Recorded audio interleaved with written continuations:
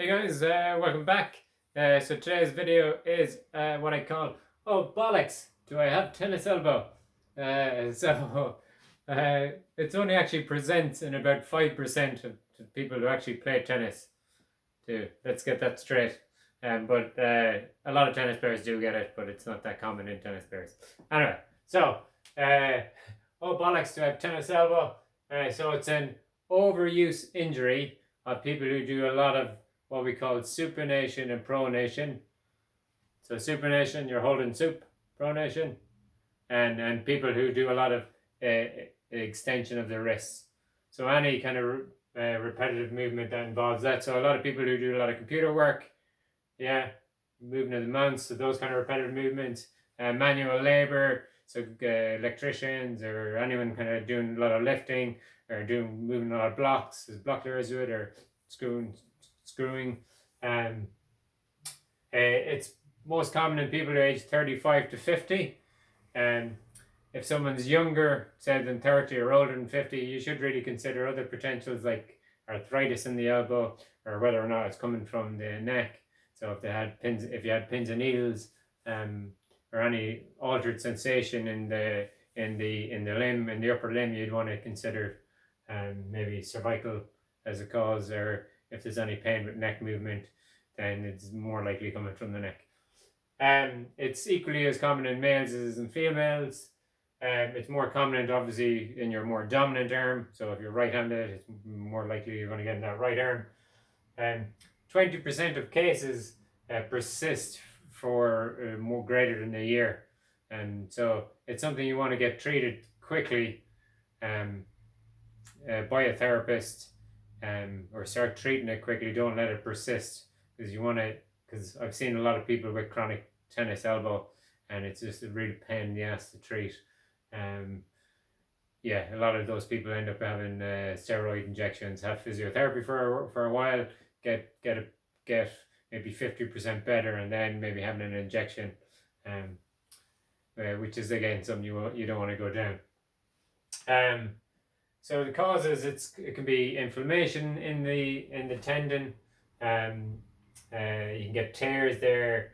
It can be degenerative, or what we call hypervascularity. So just poor blood supply there can affect it as well. So you want to test yourself. So you kind of look in.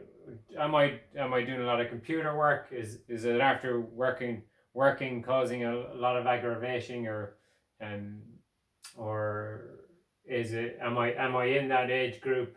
Is it on my dominant arm? Don't worry about these things as much. So you want to test yourself. So the first thing, you want to have a feel. So you want to place your arms out, because it's the lateral side, or lateral epicondylitis. Yeah, so it's on the outside of your elbow. Yeah. And if you just flex your wrist up, you'll feel where these extensors attach. So it's most commonly this extensor carpi radialis brevis, EC or B. That is the most common tendon that gets inflamed, and people tend to have either localized pain, but it can come down the arm, down or up the arm. And it's usually in this area that people have the pain. Yeah. So is it painful on palpation? Is it painful to touch there? So if you flex again, you can feel your extensors come up. Yeah. And is it painful into that point? Okay, so that's your first thing. And then you can test to see if it's painful on resisted extension.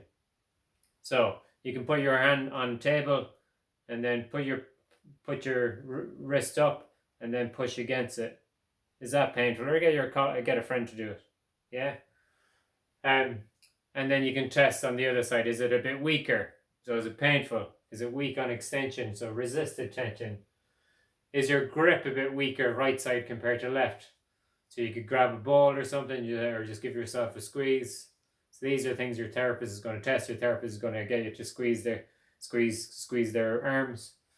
And then this one's a bit harder to test.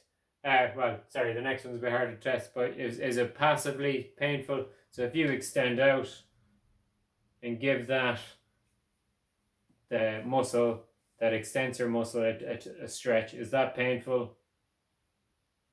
And then there's a couple of tests that the physio might do. So this Mills test is one where the physio will get you into this position and then extend your arm out. Yeah.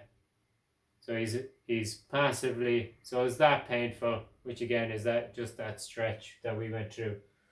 And then the Cosen's test is resist the extension, but you're doing extension and what we call radial deviation. So the radius is on the side of the thumb, so that's radial deviation, that's ulna. So if you extend and come to the side of the thumb, so coming up more thumb side, if that makes sense. So instead of coming straight up, you're coming straight up and to the thumb side and then push. Is that causing you pain? Because again, that activates that muscle more. And then this Maudsley test is where you're going for your middle finger. Again, you're lying flat, your elbow on a table ideally, and then you're pushing up with that thumb, and you can resist with the other hand. And that's another test. So if these are, I'm not sure if there is a cluster test for this. It'd be a good one to look into. But if these things are positive and subjectively this is you, then yeah, bollocks, you probably have tennis elbow. We'll do another video on treatment coming up soon. Comment, like, and share. And yeah, and we're in the lockdown again here. Boom.